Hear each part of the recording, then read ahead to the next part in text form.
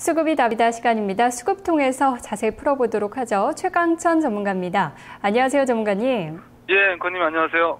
네, 오늘의 키맨은 어느 쪽을 보셨나요? 어제하고 키맨이 좀 똑같네요. 네, 투신권이네요.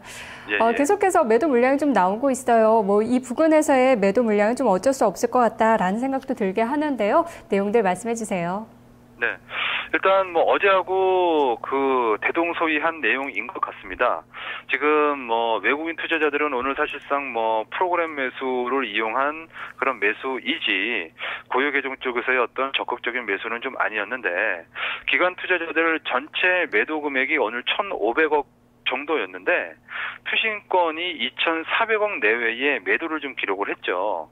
이것 때문에 전방위로 투신권의 매도가 프로그램 매수 효과를 희석시키는 그런 흐름이었다라고 좀 봐야 될 것 같고요. 거기에 연기금도 같이 오늘 많은 금액은 아니나 매도를 좀 기록을 했습니다. 반면에 코스닥 시장 쪽에서는 투신이 올해 간만에 코스닥 시장에 나흘 말이죠. 투신권의 매수, 그 다음에 연기금 투신 어제 오늘 100억 이상 매수, 중장기 수급인 보험단도 7, 8일 연속 매수, 이러면서 기관의 어떤 수급이 좋고 외국인도 오늘 시장 전체에 대한 매수였었기 때문에 수급이 좋으면서 코스닥 시장이 압도적인 어떤 흐름이 좀 나오는 그런 어떤 하루였다라고 좀 봐야 될 것 같습니다. 네, 또 코스닥 시장에서는 매수하는 모습도 보여줬네요. 오늘은 어떤 종목들을 주로 매매하던가요? 일단 오늘 투신권의 흐름은 약간은 어제하고는 좀 달랐는데요. 오늘 유달리 많이 하락한 업종들이 좀 있지 않았었습니까? 바로 좀 자동차 아니겠습니까? 네. 자동차 업종을 좀 중심으로 해서 대량의 좀 매도가 나왔는데, 오늘 투신권의 매도의 한 45% 정도는 자동차 업종에 대한 매도였다고 보여집니다. 1,138억 원의 매도였고, 그 다음에 유통업종에 대해서 218억 원 정도의 어떤 매도가 좀 나타났는데요. 이 두 업종, 특히 운수장비 쪽을 좀 사실상 오늘 다뤄봐야죠. 운수장비 자동차 업종에 대한 어떤 매도는요, 실적 경계 심리라고도 얘기를 할 수가 있습니다. 어제 글로벌 IB 쪽, 골드만삭스인지 제가 그게 약간 좀 헷갈리는데요. 글로벌 IB 쪽에서 자동차 업종에 대해서 올해 실적 전망에 부정적인 보고서가 하나 나왔습니다. 하반기에 실적이 더 좋아질 수가 없다 라는 어떤 그런 부정적 보고서도 한몫 좀 하지 않았나. 왜냐하면 오늘 외국인도 팔았거든요. 외국인도 종목별로 자동차 업종은 좀 매도를 좀 했거든요. 어떤 그런 부분들이 좀 있고, 그 다음에 원화 강세의 흐름은 조금 더 이어질 것으로 보여지고, 특히 주목을 해봐야 되는 게, 어제 유럽 시장의 자동차 시장 점유율은 사상 최고치를 돌파를 했습니다만은 신흥 시장인 어떤 중국과 그 다음에 미국 시장에서 도요타의 지금 시장 점유율이 살아나고 있습니다. 일본 자동차에. 이런 부분들도 일정 부분 좀 영향을 미치는 것 아닌가라는 그런 판단이 좀 들고 있고요. 또 하나, 오늘 양적 BOJ가 열렸던 것 알고 계시지 않습니까? 네. BOJ에서 양적 완화 규모를 확대를 했습니다. 10조 엔을 확대한 80조 엔으로 결정이 좀 됐는데요. 이 흐름은 엔화의 약세를 의미하겠죠. 그죠? 돈을 풀면은 당연히 엔화는 그 가치가 떨어질 것 아니겠습니까? 그러면은 전 세계 시장에서 경쟁을 하고 있는 일본 자동차, 우리나라 원화는 강세를 기록하죠. 경쟁 국가인 일본은 엔화가 약세를 기록하죠. 그러면 제품에 대해서는 어느 것 하나 달라진 게 없는데, 제품 경쟁력은 달라진 게 없는데, 가격 경쟁력이 일본 자동차에 비해서 둔화 될 수 있겠죠. 이런 부분들이 오늘 자동차 업종의 투신권의 매도 이유 아니겠는가, 그렇게 좀 보여집니다. 네, 하반기 업황에 대한 우려, 거기다 더불어서 일본 엔화에 대한 경계 심리까지 좀 작용을 했던 것 같습니다.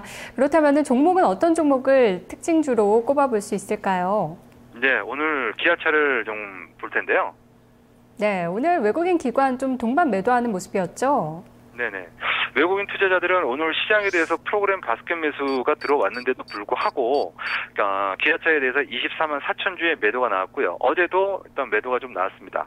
프로그램 매수를 제외한다면 사실상 외국인 투자자들은 24만 4천 주가 아니라 훨씬 더 많이 매도했다고 봐야 되고요. 반면에 기관 투자자들은 오늘 전방이 틈이었다라고도 얘기를 할 수 있을 것 같습니다. 132만 5천 주, 130만 주의 어떤 매도를 기록을 했는데, 보험이 29만 주, 투신이 물론 매도에 주의 절반을 기록했죠. 58만 주. 거기다가 중장기 투자자인 연기금도 35만 주를 매도했고, PF 펀드까지 10만여 주 가깝게 이렇게 좀 매도를 좀 하면서 대규모의 어떤 매도 압박을 하는 어떤 그런 흐름이 좀 나타났는데요. 앞서 그 업종 쪽에서 말씀드린 게 그것이 기아차의 어떤 매도 이유였다라고 좀 볼 수 있습니다. 그런데 여기서 또 한 가지 더 왜 그러면 현대차가 아니라 기아차냐라는 부분들이 있을 수가 있는데요. 현대차나 기아차나 기관 투자자들이 8월 초순부터 꾸준하게 좀 매도를 좀 했었습니다. 그런데 최근 들어서는 기아차에 대한 매도 강도가 조금 더 강해지고 있다라고도 좀 봐야 되겠고요. 두 번째로는 기술적으로 고점이 낮아지면서 하락하고 있다. 그리고 배열이 역별로 전환됐다. 라는 어떤 그런 특징도 좀 있겠죠. 그리고 거기다가 그나마 약간 좀 이렇게 경쟁력이 둔화되는 시장 환경이 좀 좋지 않은 그런 상황으로 전개가 된다면 그래도 1등주는 1등주로서의 시장 지배력이 있기 때문에 경기가 좋아질 때 더 많이 돈을 벌고 경기가 나빠지게 된다라면은 그나마 그 입지, 마켓 쉐어로 인한 그런 입지로 인해서 업황 둔화로부터 그래도 조금 몸을 추스릴 수 있는 시간적인 여유를 볼 수 있는데 1등주가 아니고 2등주, 3등주의 흐름은 더욱 민감하게 작용을 할 수 있다는 거죠. 그래서 외국인들이 더 현대차라는 1등주보다는 국내 2등주에 대해서 더 많은 매도가 나오는 거 아니냐. 그렇게 일단 좀 보여주고 있다라는 것을 말씀드리기 위해서죠. 네, 알겠습니다.